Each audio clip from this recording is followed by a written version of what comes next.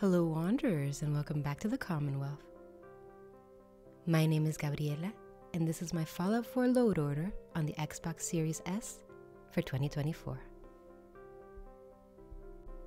In anticipation of the notorious changes that come with Bethesda's next-gen updates and mod maintenance, I wanted to make sure that I had a load order that would carry over well and not ruin my old save file. I knew that I had to get all my recordings and my list documented and set up before the update, and now that it's come and gone, I'm happy to say that after it's been reconstructed, it still works really well. And I had minor issues, and there's definitely some glitches in the game post-update, but overall, I'd say that everything is looking pretty good, so don't panic. We'll be talking about the update and the changes that it makes in another video, but for now, let's jump into the load order.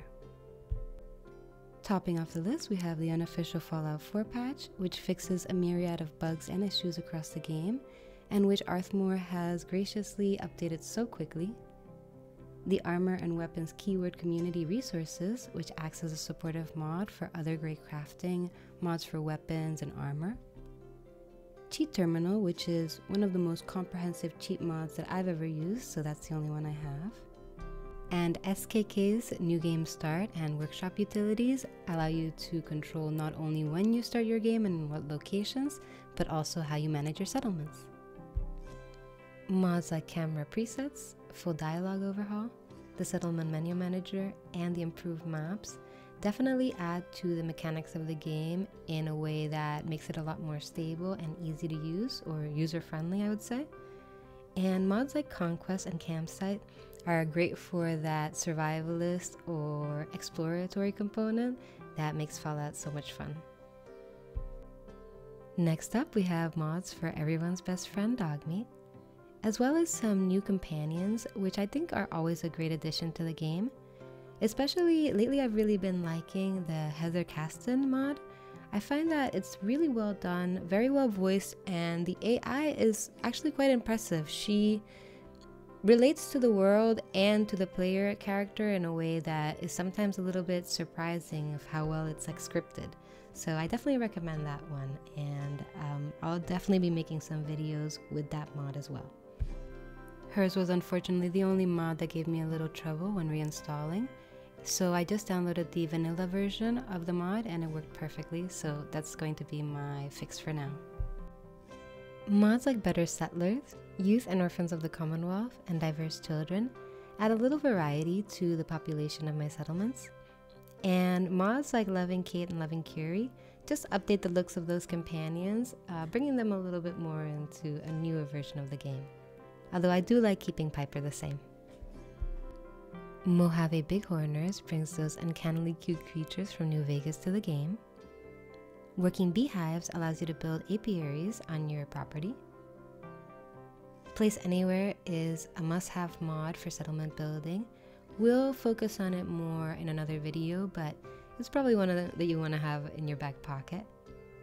And Creative Clutter is one that I've been trying in lieu of expanded settlement objects, just to see what it's like, and so far I've really been enjoying it, so we'll talk about that more later on too. Next up, for settlement decoration and utility mods, we have Crimson Rider's unique furniture with tons of beautifully crafted objects that we'll definitely cover in another video. OC Decorator, which is hands down one of the best decoration and static loot mods ever. Do It Yourself, which is again legendary. This is the updated version with new textures, and it lets you decorate shelving in a way that you would think the vanilla game should let you do, but not so fast. This mod is the one you need. Keeping within the theme of the rebuilding and regeneration of the planet and of society, I wanted to include mods like Northland Diggers, Wasteland Resources, Gatherers Out There, and other agricultural and extra crops mods that add to that feeling of people coming together and actually trying to rescue what is left of humanity. In that same vein, I knew I wanted a healthy list of settlements that should have been settlements in the vanilla game, but for some reason weren't, because so many locations are just ideal for building and for storytelling. So I'm really, really happy that mod authors like Deku78 have made so many consistent mods that work so well together. And also mods like Wicked Workshop and several of these settlements that have been added in here are just so beautifully done and accessible. So thank you so much. This next section is full of odds and ends and small quality of life improvements that are specific to my own game, especially when I make videos. But it also includes some of my favorite mods like What's Your Name by Pra, which allows you to name the settlers in your settlements. Something that should definitely have been included in the vanilla game, but I'm happy someone made a mod for it.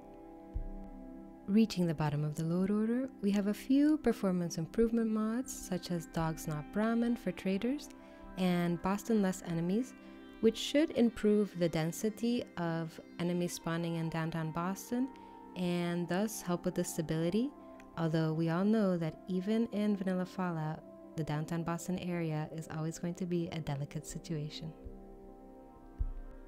At the bottom of the load order, we have Scrap That Settlement for optimal settlement cleanup, UCO for weapons and armor customization, Backpacks of the Commonwealth for an excellent exploration and collection mod, and last but not least, we have the Cambridge Peace Planters, A Better World Cabin Workshop, and Green in the Commonwealth, which has quickly become my favorite Flora overhaul of all. For a while, I've been wanting to build a world within Fallout that doesn't solely rely on dystopian narratives of shock and awe, but also focuses on the inherent resilience of humans and nature itself. I felt that this is something that the new Fallout TV series did very well, in that it also was so visually faithful and true to form to all of the original Fallout games that it made me feel a little bit nostalgic, to be honest.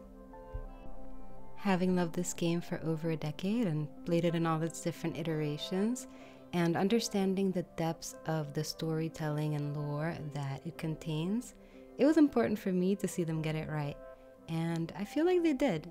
What did you think? Did you see it yet? No spoilers.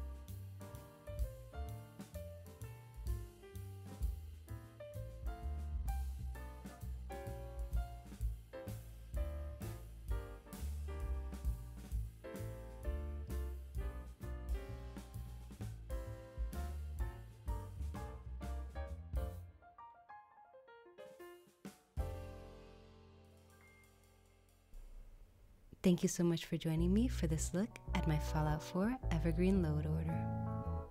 If you have any questions, you can leave them in the comments down below. If you're new here, don't forget to subscribe and leave a like if you enjoyed the video or if it was helpful. And until the next one, friends, stay safe and happy wandering.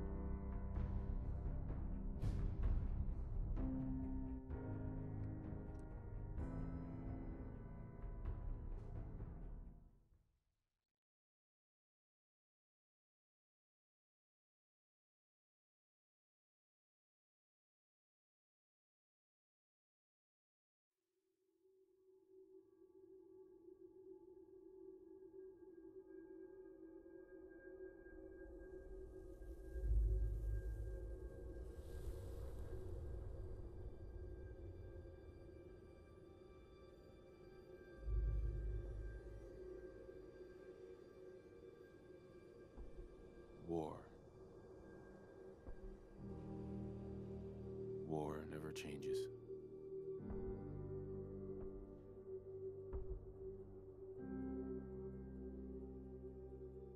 In the year 1945,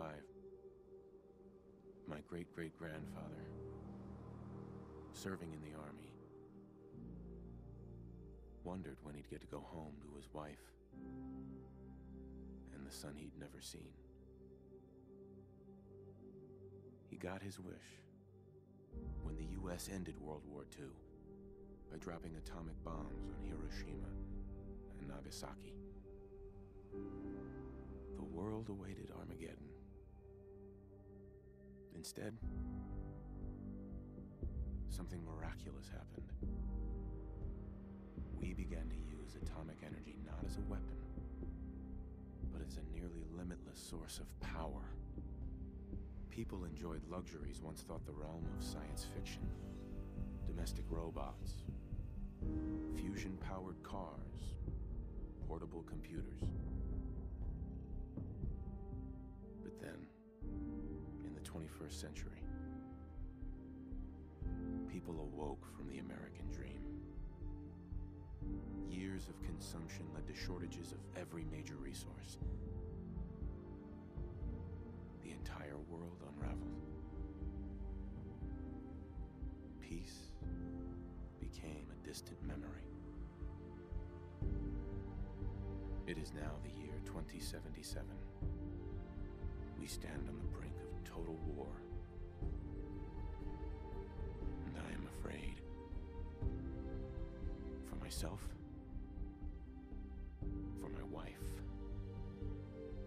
for my infant son. Because if my time in the army taught me one thing,